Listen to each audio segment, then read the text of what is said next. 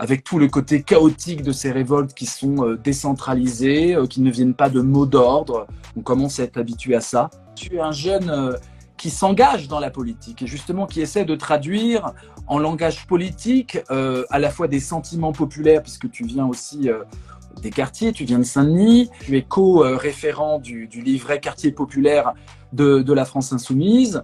Tu as été un des plus jeunes candidats France Insoumise aux élections de 2019. Je crois que tu avais 19 ans.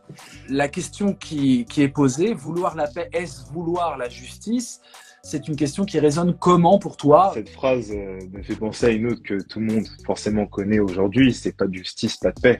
Et c'est une réalité. On ne peut pas vouloir la paix sans vouloir la justice. Parce que forcément, ce serait tolérer à minima un régime injuste qui écraserait une partie de la population pour des raisons qu'on ne pourrait pas expliquer. Et in fine, moi je pense que quoi qu'il arrive, les systèmes politiques, les régimes qui sont totalement injustes et qui ne fonctionnent que par l'oppression d'une partie de la population, que cette population soit significative ou non, finissent par s'effondrer.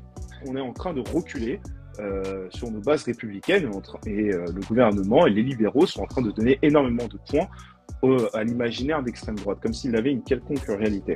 À ça, nous, on essaye de poser une autre réalité qui est un peu celle du vivre ensemble, qui est de dire en réalité, quand on regarde dans les quartiers populaires, notre couleur de peau a très peu d'importance. On vit tous ensemble. De toute façon, on est dans les mêmes écoles.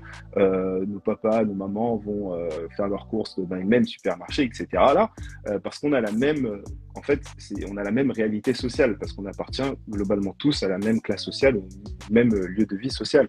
Et aujourd'hui, on constate que effectivement, il y a une partie de la population, notamment une partie très aisée, qui a décidé de s'imaginer une guerre civile qui est basée sur une guerre ethnique et qui décide de la mener, là on le voit notamment avec la cagnotte du policier, où on peut voir des 3000, des 1000 euros de soutien à un policier qui a tué un jeune arabe.